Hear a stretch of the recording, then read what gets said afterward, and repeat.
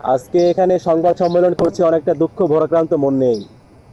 দুঃখ ভারাক্রান্ত কেন? কারণ আপনারা জানেন যে আমাদের সামনে বিগত 17টা বছর ধরে খুনি হাসিনা টাইপ অফ একটা আইয়ামে জাহিলিয়াত সৃষ্টি করে রেখেছিল। সেই আইয়ামে জাহিলিয়াত থেকে আমরা মুক্তি পেয়েছি বলা চলে আমাদের জুলাই গণ অভ্যুত্থানের মধ্য দিয়ে। এত এত শহীদের রক্তের উপর দিয়ে আমরা একটা স্বপ্ন দেখতে শুরু করেছিলাম যে খুনি হাসিনা যে ফেসিবাদী রাষ্ট্র কাঠামোর মধ্য দিয়ে যে কায়দায় দেশ পরিচালনা করে আমাদের সামনে এত বড় খুনি হয়ে দাঁড়িয়েছে, আমাদের সামনে এত বড় ফেসিস্ট হয়ে দাঁড়িয়েছে, সেই শাসন ব্যবস্থার পরিবর্তন করা, সেই শাসন ব্যবস্থা পরিবর্তন করার স্বপ্নটা আমরা দেখেছিলাম জুলাই গণ অভ্যুত্থানের মধ্য দিয়ে। আপনারা জানেন ইন্টারিম সরকারের অনেক সফলতা ব্যর্থতা আছে, তাদের অনেক ব্যর্থতার সমালোচনা আমরা নিজেরা অনেক সময় করেছি, কিন্তু একটা জায়গায় সংস্কারের জায়গায় খুনি হাসিনার যে ফেসিস্ট রাষ্ট্র কাঠামো, সেই রাষ্ট্র কাঠামো সংস্কারের জায়গায় আমরা ইন্টারিমকে বোল্ড পেয়েছিলাম এবং তারা যে উদ্যোগগুলো নিয়েছিল, অনেকগুলো অধ্যাদেশ জারি করে গিয়েছিল, জুলাই সনদের ব্যাপারটা ছিল, একটা নির্বাচন দিয়েছে, গণভোট দিয়েছে, সব কিছুর মধ্য দিয়ে একটা নতুন সম্ভাবনা আমাদের সামনে এসেছিল যে আমরা হয়তোবা সেই ফেসিবাদী রাষ্ট্র কাঠামোর সংস্কার দেখতে পাবো, যে ফেসিবাদী রাষ্ট্র কাঠামোর মধ্যে পড়লে মানুষ খুনি হাসিনা হয়ে ওঠে, যে ফেসিবাদী রাষ্ট্র কাঠামোর মধ্যে পড়লে হাজারের অধিক মায়ের সন্তানকে খুন করতে দ্বিধাবোধ করে না। তো সেই সংস্কার দেখার আমরা আশায় বুক বেঁধেছিলাম, কিন্তু আমাদেরকে আবারও হতাশ হতে হচ্ছে যে নির্বাচনের পরে এই সরকার যে রক্তের উপর দিয়ে এসেছে সেই রক্তের সাথে এক ধরনের বিশ্বাসঘাতকতা করছে। আপনারা দেখছেন আজকে গণভোট, জুলাই ইত্যাদি বিষয়গুলোকে তারা তুচ্ছ তাচ্ছিল্য করতে করতে এমন পর্যায়ে নিয়ে যাচ্ছে। আমরা দেখতে পাচ্ছি সরকার দলীয় অনেক গুরুত্বপূর্ণ ব্যক্তিদের মুখে এরকম কথাও সরাসরি শোনা যায় যে আপনারা আর জুলাই জুলাই কইরেন না।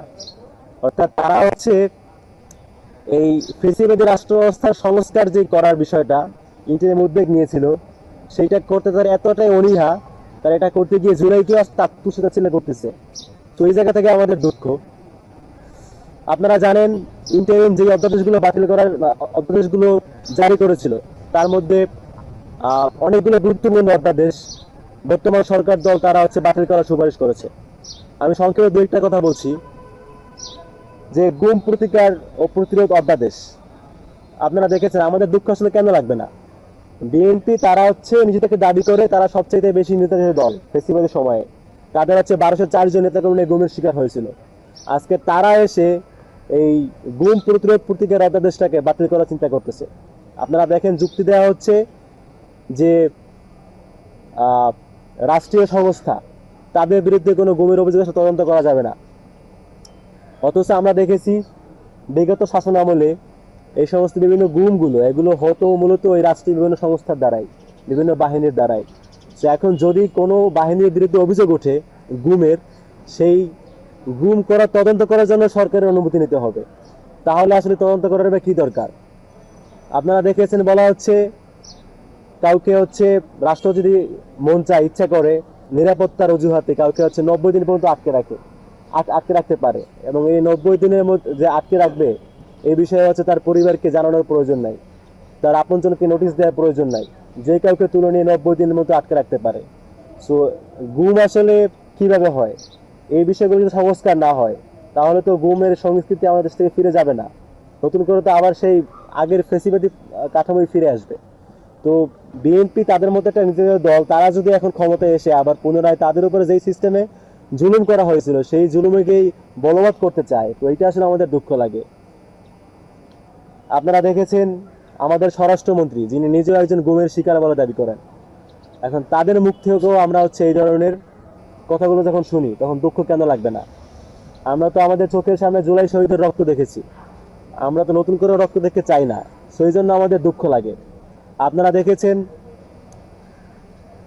বেশ অনেকগুলো অধ্যাদেশ, আমি দু একটা নাম বলছি, যে পৃথক সচিবালয় অধ্যাদেশ যেটা আছে আর কি, অর্থাৎ সুপ্রিম কোর্ট পৃথক সুপ্রিম কোর্টের জন্য পৃথক যে সচিবালয় অধ্যাদেশটা, আপনারা দেখেছেন যেখানে হচ্ছে আগে নিম্ন আদালত থাকতো হচ্ছে আইন মন্ত্রণালয়ের অধীনে, যার ফলে দেখা যাচ্ছে এটা দলীয়করণ হয়ে যেত।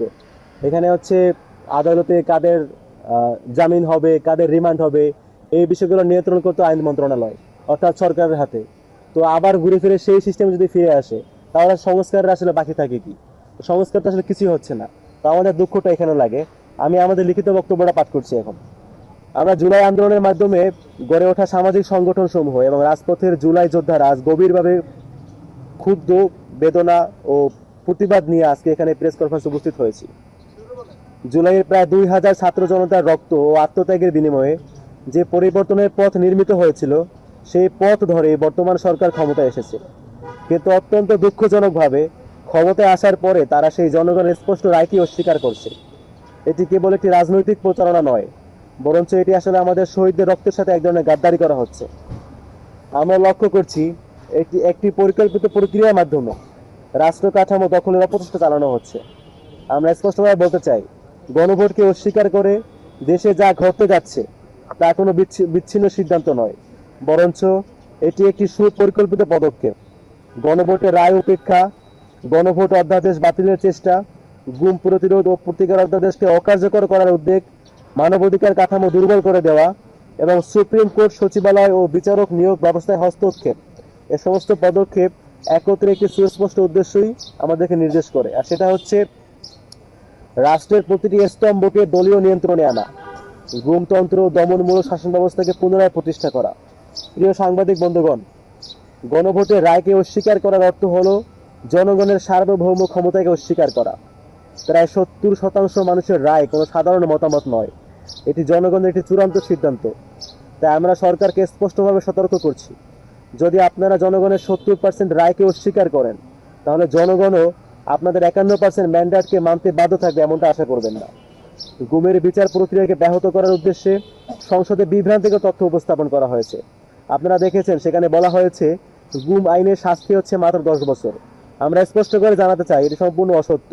বাস্তবে গুমের ফলে মৃত্যু হলে সর্বোচ্চ মৃত্যুদণ্ড বা যাবজ্জীবন কারাদণ্ডের বিধান রয়েছে। কিন্তু যদি নতুন আইনের মাধ্যমে তদন্তের জন্য সরকারের অনুমতির বাধ্যবাধকতা আরোপ করা হয়, তবে তা বিচার নয়, বরঞ্চ অপরাধীদেরকে রক্ষার একটা বৈধতা প্রদান করা হয়। সরকার একদিকে জুলাই যোদ্ধাদের সুরক্ষার কথা বলছে, অন্যদিকে মানবাধিকার কমিশন অধ্যাদেশ বাতিলের উদ্যোগ নিচ্ছে। এটি একটি সুস্পষ্ট দ্বিচারিতা। কারণ জুলাই গণ অভ্যুত্থান সুরক্ষা ও দায় নির্ধারণ অধ্যাদেশ এবং গুম প্রতিরোধ অধ্যাদেশ উভয়ই একটি মৌলিক ভিত্তির উপর দাঁড়িয়ে আছে, যেটা হচ্ছে মানবাধিকার কমিশন। মানবাধিকার কমিশন অধ্যাদেশ একটি মাদার ল হিসেবে কাজ করে। এই ভিত্তিকে দুর্বল বা অকার্যকর করে দিলে গুম প্রতিরোধ আইন ও জুলাই সুরক্ষা আইন উভয়ই কার্যত নিষ্ক্রিয় হয়ে পড়বে। আমরা গভীর উদ্বেগের সঙ্গে লক্ষ্য করছি, সরকার অত্যন্ত কৌশলে এই মূল ভিত্তিটিকে সরিয়ে দেওয়ার চেষ্টা করছে। এটি আইন প্রণয়ন নয়, বরং আইনকে অকার্যকর করার সুপরিকল্পিত কৌশল এবং বিচার বিভাগ নিয়ন্ত্রণের চেষ্টা। প্রিয় সাংবাদিক বন্ধুগণ, আপনারা অবগত আছেন, সুপ্রিম কোর্ট সচিবালয় বাতিলের মাধ্যমে বিচার বিভাগকে নির্বাহী নিয়ন্ত্রণে আনার চেষ্টা চলছে। এর ফলে বিচার বিভাগের স্বাধীনতা মারাত্মকভাবে ক্ষুণ্ণ হবে এবং বিরোধী মত দমনের জন্য তা একটি হাতিয়ার হয়ে উঠবে, যা মূলত আইনের শাসনকে দুর্বল করে তুলবে। ইতিমধ্যে বাংলাদেশ জুডিশিয়াল সার্ভিস অ্যাসোসিয়েশন এই পদক্ষেপের বিরোধিতা করেছে। সবচেয়ে উদ্বেগজনক বিষয় হলো, বর্তমান কাঠামোয় পুলিশ নিজেই নিজের বিরুদ্ধে অভিযোগের তদন্ত করছে, অর্থাৎ তদন্তকারী এবং অভিযুক্ত একই পক্ষ, যা কোনোভাবেই নিরপেক্ষ বিচার নিশ্চিত করতে পারে না। এটি বিচার নয়, বরঞ্চ একটি প্রহসন। এই সব পদক্ষেপের মাধ্যমে সরকারের দ্বিচারিতা স্পষ্টভাবে উন্মোচিত হয়েছে। একদিকে তারা শক্তিশালী আইন প্রণয়নের কথা বলছে, অন্যদিকে স্বাধীন তদন্ত ব্যবস্থাই নিশ্চিত করতে অনিচ্ছুক।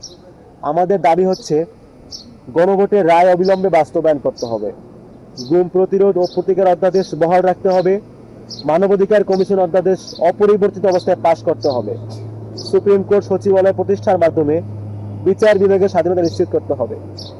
আমরা সরকারকে শেষবারের মতো সতর্ক করছি, জনগণের মতামতকে উপেক্ষা করে, মানবাধিকার ধ্বংস করে এবং বিচার বিভাগকে নিয়ন্ত্রণ করে কোনো সরকার দীর্ঘদিন টিকে থাকতে পারে না।